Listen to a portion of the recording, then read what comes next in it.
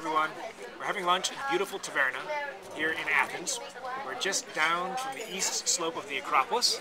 This is an area that in ancient times was devoted to theater. We're right near the Theater of Dionysus, and all over this neighborhood there are a bunch of monuments devoted to playwrights who won the annual Dionysian competition. So we're going to go see those after lunch. Having a great time. Yasu.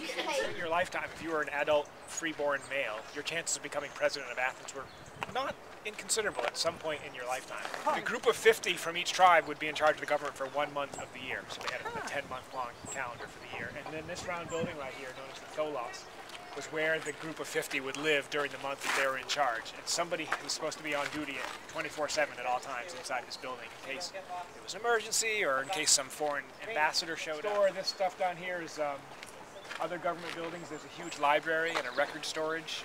The Athenians carved all their laws that were passed on stone tablets and erected them somewhere publicly, but then also probably kept a copy on parchment inside of this building.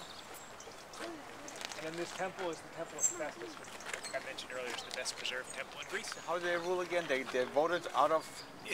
They use a lot machine. I mean, to decide who's in charge. Yeah, who's going to be there. It's totally by chance. They didn't want anybody developing too much power, and they had a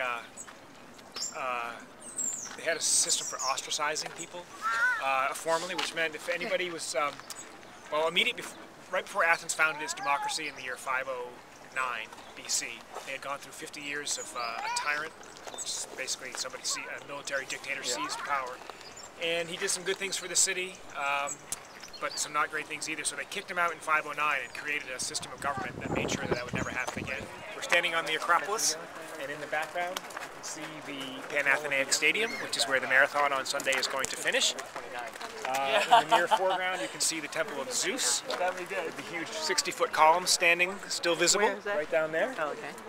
Those columns were built by the Romans, so that's not actually a Greek version temple. And then to our left here is, of course, the famous Parthenon, built by the statesman Pericles in the 5th century BC, and thought to glorify the Athenian victory at the Battle of Marathon.